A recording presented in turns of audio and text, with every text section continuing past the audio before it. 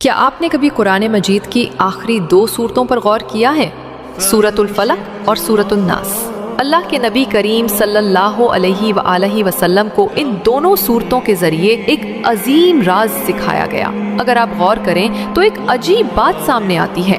سورۃ الفلق میں 4 چیزوں سے پناہ مانگی گئی اور وہ چاروں کتنی خطرناک، خوفناک اور تباہ کن ہیں۔ اللہ فرماتے ہیں قل اعوذ برب الفلق، کہہ دو میں پناہ مانگتا ہوں صبح کے رب کی۔ اور پھر 4 شر بیان کیے، تمام مخلوق کے شر سے، اندھیرے کے چھا جانے کے شر سے، جادو کرنے والیوں کے شر سے اور حسد کرنے والوں کے شر سے۔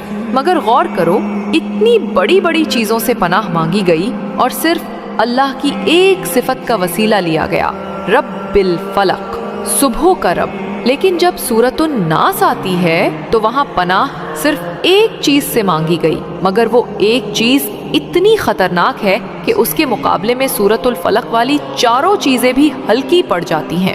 اللہ فرماتے ہیں کہہ دو میں پناہ مانگتا ہوں انسانوں کے رب، انسانوں کے بادشاہ اور انسانوں کے معبود برحق کی۔ کس سے؟ من شر الوسواس الخناس، وسوسہ ڈالنے والے کے شر سے۔ خناس یعنی وہ دشمن جو تمہارے دل پر وار کرے اور تمہیں خبر تک نہ ہو۔ وہ کبھی دوست بن کر آتا ہے، کبھی خیال کے روپ میں، کبھی دل میں شک کی صورت میں۔ پہلے وہ وسوسہ ڈالتا ہے، پھر خود چھپ جاتا ہے تاکہ تم سمجھو یہ خیال میرا اپنا ہے۔ یہی وہ وسوسہ ہے جو محبت کرنے والے دلوں میں بدگمانی ڈال دیتا ہے، شوہر اور بیوی کے درمیان دیواریں بنا دیتا ہے، رشتے، سکون، ایمان سب کو توڑ دیتا ہے۔ شیطان کا یہی سب سے خطرناک ہتھیار ہے۔ وہ تمہارے اندر داخل ہوتا ہے، تمہارے دل پر قبضہ کرتا ہے اور تمہیں تمہارے ہی خلاف کر دیتا ہے۔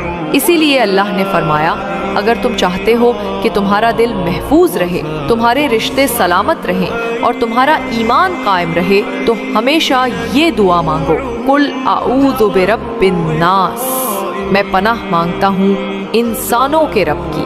ہر وقت، ہر لمحہ جب وسوسہ آئے، جب دل میں شک پیدا ہو، جب کوئی خیال تمہیں تنگ کرے تو فوراً پناہ مانگو، کیونکہ وسوسہ وہ آگ ہے جو محبتوں، نعمتوں اور ایمان سب کچھ جلا ڈالتی ہے۔